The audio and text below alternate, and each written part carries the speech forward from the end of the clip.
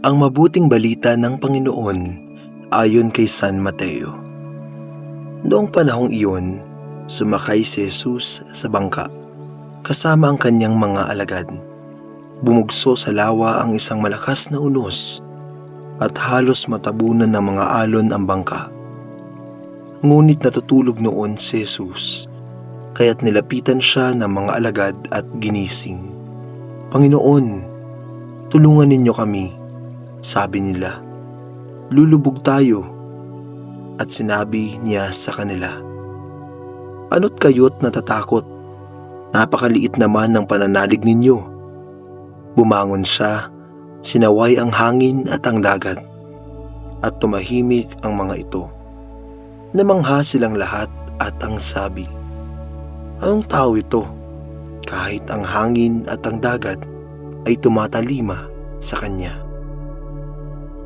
Ang mabuting balita ng Panginoon. Pinupuri ka namin, Panginoong Hesukristo. Ano't kayo'y natatakot? Napakaliit naman ang pananalig ninyo. Minsang sinabi ng yumaong si Papa Francisco, "We are not self-sufficient and we cannot save ourselves because only God can save us."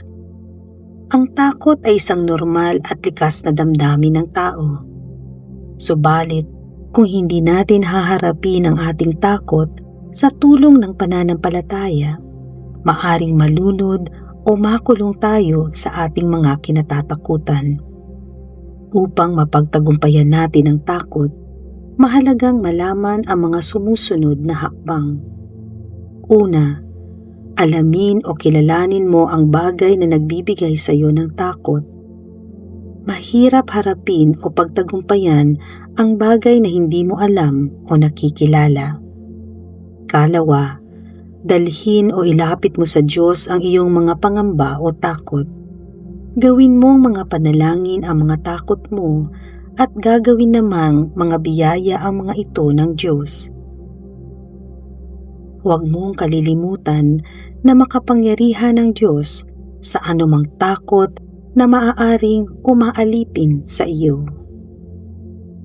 Hindi sapat ang ating mga sarili at hindi natin kayang iligtas ang ating mga sarili sapagkat Diyos lamang ang makapagliligtas sa atin.